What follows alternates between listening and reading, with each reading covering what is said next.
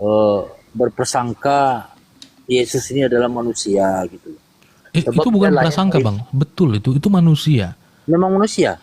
Iya, kami orang Kristen mengakui Yesus itu memang dia datang sebagai manusia. Kami nggak pernah mengatakan dia bukan manusia itu. Kami mengatakan Yesus juga nabi. Tidak ada orang Kristen yang mengatakan Yesus itu bukan nabi. Yesus datang dalam kemanusiaannya. Itu memang sebagai raja, imam, dan nabi. Raja, imam, dan nabi itu memang gelar manusia semua itu. Nah, jadi nggak ada yang mengatakan, oh Yesus tuh bukan manusia. Loh, kenapa bukan manusia? Dia datang Memang sebagai manusia. manusia. Cuman masalahnya kita memaknai kata Tuhannya itu, pikiran kita Tuhan ya Allah, Allah ya Tuhan. Kami nggak punya pemikiran itu. Tuhan itu berbicara gelar kepenguasaan. Yang dimana misalnya Tuhan itu kan dalam bahasa Ibraninya kan adalah Adonai. Dalam bahasa Yunaninya adalah Kurios. Dalam bahasa Arabnya adalah Rob. Betul kan Bang? Nah, Rob. Nah, di dalam Al-Quran sendiri, kata Rob itu apakah hanya digunakan untuk Allah? Apakah ini bro? Dia lahir Yesus. Berarti lahir kedua bernama Yesus ya. Dia hidup bertahun-tahun. Berarti bro, Yesus ini apa dia mengakui beragama Kristen atau gimana bro? Ya, Saya bingung Yesus, juga. Kristen itu dari awal bukan bicara tentang agama, Bang. Bahkan saya mengakui bahwa agama satu-satunya itu adalah hanya Islam. Coba jelasin bro, saya juga apa? Kalau misalnya ada ungkapan teman-teman bahwa agama satu-satunya hanya Islam, silakan ambil itu. Tapi keselamatan itu hanya ada pada Yesus. Yesus tidak pernah bawa agama, tidak pernah. Agama itu tidak menyelamatkan. Ya, agama itu hanya tata cara manusia buat, ya, untuk merespon kehendak Allah, tata cara, ya. Tapi yang menyelamatkan itu Allah, ya. Allah. Menyelamatkan itu Tuhan. Nah, maka daripada itu bahwa Yesus bukan bawa agama, Yesus bawa keselamatan. Itulah sebabnya dikatakan akulah jalan dan kebenaran dan hidup.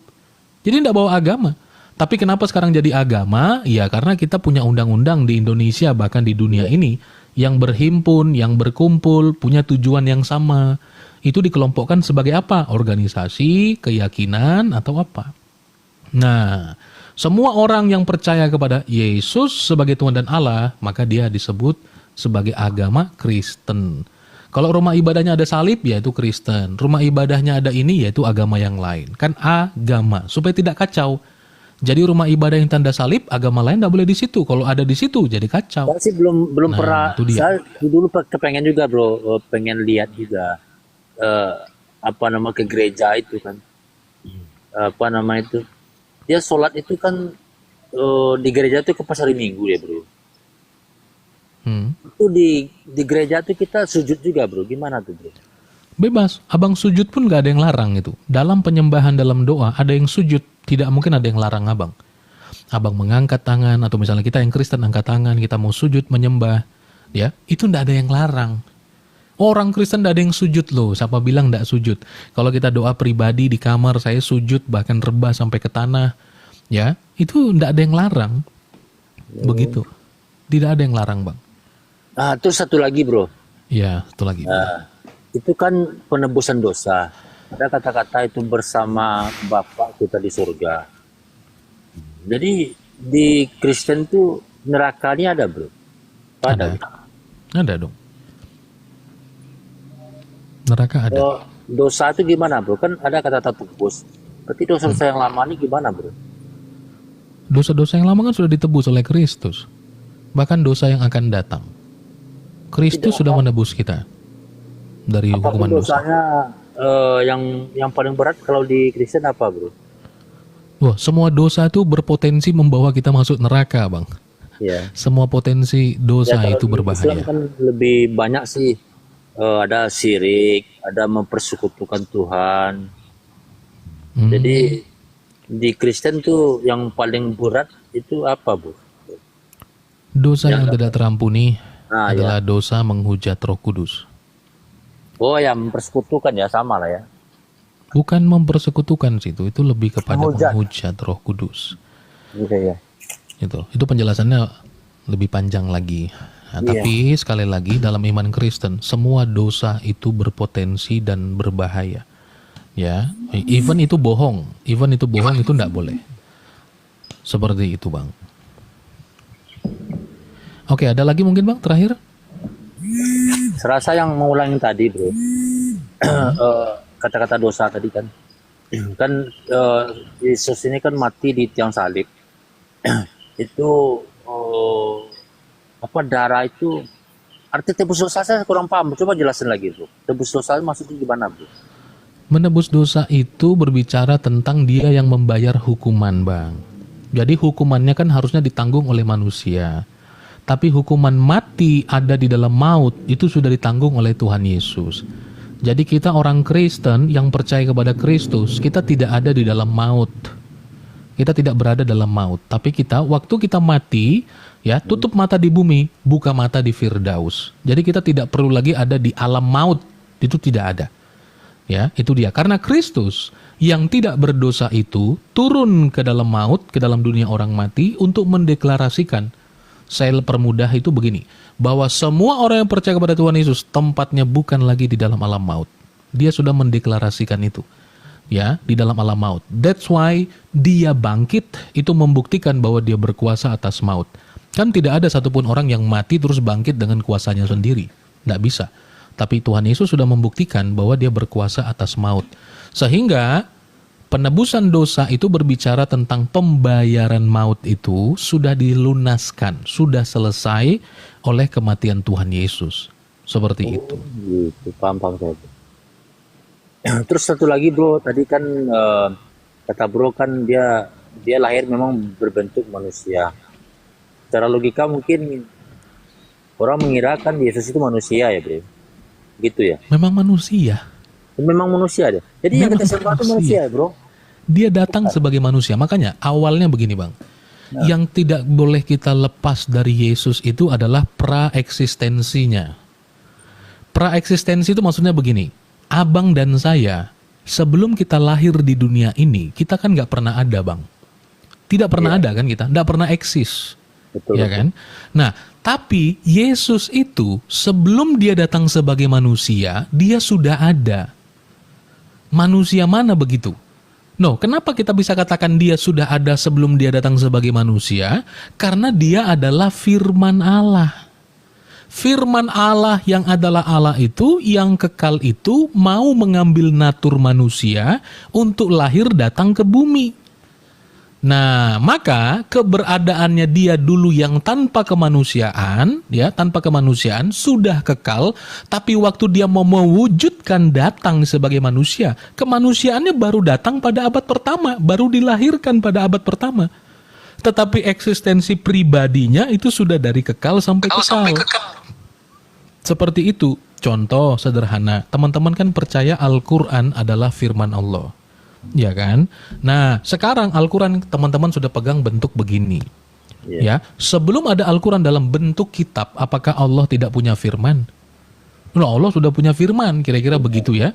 Hanya belum dia keluarkan. Ini hanya untuk jembatan saja. Hanya belum dia keluarkan, kan begitu, untuk datang menjadi kitab. Nah, kami pun percaya bahwa firman Allah sebelum mewujudkan diri menjadi manusia, firman Allah sudah ada di dalam diri Allah Bapa. Nah, tetapi baru diwujudkan dalam bentuk manusia, turun dalam rupa manusia pada abad pertama. Nah, jadi kalau kemanusiaan kita ini adalah kemanusiaan yang terbatas, yang baru ada ketika lahir, Kristus pribadinya sudah ada, yang hanya belum diwujudkan datang sebagai manusia.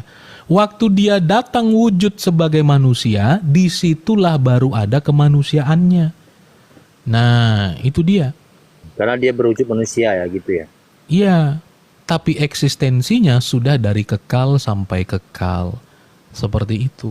Berarti rohnya eksistensi tetap Allah gitu ya. Hakikatnya tetap Allah ya. Hakikatnya tetap Allah. Ya. Gitu. Dia hakikatnya tetap Allah dalam keilahiannya, dan di dalam kemanusiaannya dia sungguh-sungguh manusia.